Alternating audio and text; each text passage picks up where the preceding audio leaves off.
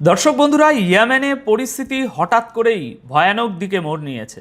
কারণ মিসাইল ছুটতে শুরু করেছে, ড্রোন উঠছে, আর যে কোনো সময় যুদ্ধ বিমান থেকে বোমা পড়ার আশঙ্কা তৈরি হয়েছে। হুতিরা ইয়েমেনের ভিতরেই একটা বড় সংঘাত শুরু করে দিয়েছে। আর সেই হামলায় সবচেয়ে বড় ক্ষতি হয়েছে সৌদি আরব সমর্থিত ইয়েমনি বাহিনীর। শুধু সেনা হতাহতের খবরই নয়, এবার নিশানা হয়েছে একটা গুরুত্বপূর্ণ বন্দর, যেখানে হুতিদের বিরোধী পক্ষের জন্য অস্ত্রের চালান এসে পৌঁছেছিল। সুতরাং এখনো পর্যন্ত কি ঘটেছে, কারা কি দাবি করছে, আর এর পরে পরিস্থিতি কোন দিকে যেতে পারে, এই ভিডিওতে সেটাই আমরা একটু একের পর এক গুছিয়ে বোঝার চেষ্টা করব। দর্শক বন্ধুরা, প্রতিবেদনগুলো বলছে 9ই আগস্ট হুতিরা আল মুখা বন্দরে 20টিরও বেশি মিসাইল আর ড্রোন ছুড়েছে। তাদের মূল লক্ষ্য ছিল সেই সামরিক চালান যা কিছুদিন আগেই ওই বন্দরে এসে পৌঁছেছিল, মানে ভারী অস্ত্র আর সামরিক সরঞ্জাম। হামলার সময় আল মুখা শহরে একের পর এক প্রচণ্ড বিস্ফোরণের আওয়াজ শোনা গিয়েছে। বলা হচ্ছে সৌদি আরব সমর্থিত ন্যাশনাল রেজিস্ট্যান্স ফোর্সের অন্তত 8 জন যোদ্ধা নিহত হয়েছেন এবং আরও 35 জন আহত হয়েছেন। এটা এখনও পর্যন্ত পাওয়া হিসেব, সংখ্যাটা পরে বদলাতেও পারে।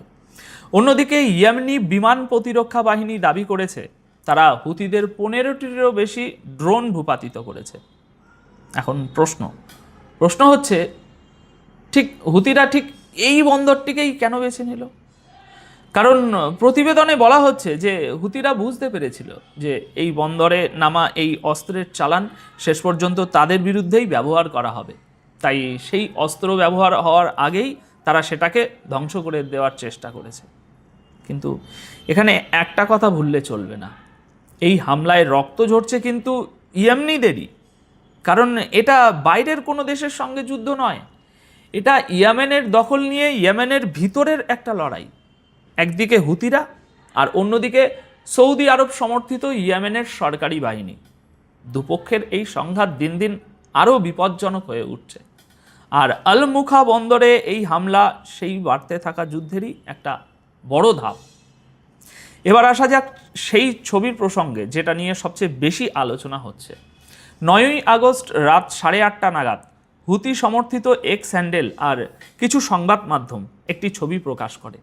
সেখানে দেখা যাচ্ছে একটা মিসাইল সরাসরি লক্ষ্যবস্তুতে গিয়ে আঘাত করছে, ঠিক যেভাবে আমরা আমেরিকা বা ইসরায়েলের মিসাইল হামলার ছবি দেখে অভ্যস্ত, ওই রকম কিছুটা।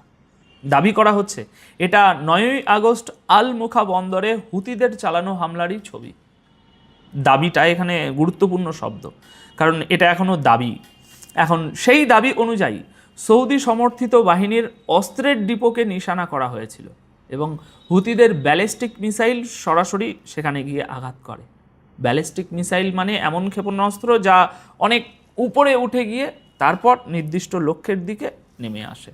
বলা হচ্ছে এই আঘাতে সেখানে থাকা অস্ত্র ও সামরিক সরঞ্জামের একটা বড় ক্ষতি হয়েছে।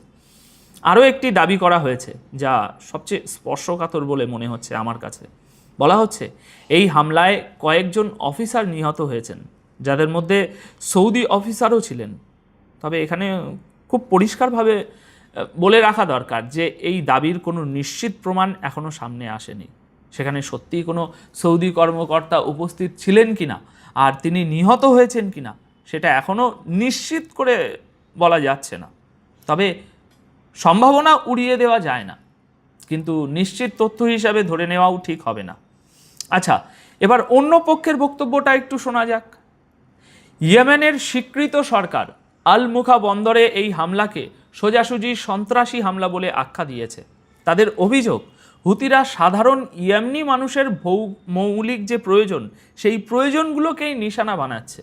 ইয়েমেনের প্রেসিডেন্সিয়াল লিডারশিপ কাউন্সিল, যার সরকার পরিচালিত হয় এডেন থেকে, তার প্রধান আপনার রাশেদ আল আলিমি, তিনি বলেছেন হুতিরা বন্দর, বিমানবন্দর এবং খাদ্য ও জ্বালানি সরবরাহকে নিশানা বানিয়ে ইয়েমেনি মানুষের জীবন আরও কঠিন করে তুলেছে। অর্থাৎ তার বক্তব্য অনুযায়ী শুধু বন্দর নয়, বিমানবন্দরেও হামলা হয়েছে। আল আলিমি বলেছেন আল মুখা বন্দরে এই হামলা হুতিদের একটা নির্দিষ্ট নীতিরই অংশ, যেখানে তারা ইয়েমেনের গুরুত্বপূর্ণ সম্পদ এবং সাধারণ মানুষের দৈনন্দিন প্রয়োজনকে লক্ষ্য বানাচ্ছে। মানে তার কথায় হুতিরা নিজেরাই অভিযোগ করে যে তাদের এলাকাগুলোতে অবরোধ চাপিয়ে দেওয়া হয়েছে, অথচ সেই হুতিরাই বন্দর, বিমানবন্দর আর বাণিজ্যিক স্থাপনায় হামলা চালাচ্ছে।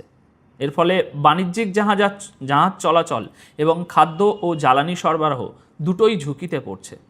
আল আলিমির ভাষায় এটা ইয়েমেনের সাধারণ গরিব মানুষকে আরও কষ্ট দেওয়ার মতো একটা ঘৃণ্য কাজ।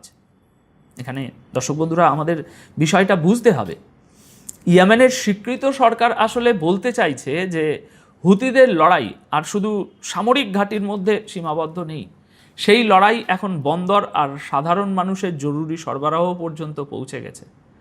আর যুদ্ধ যখন এই জায়গায় পৌঁছায় তখন সবচেয়ে বেশি ক্ষতিগ্রস্ত হয় সেই মানুষগুলো।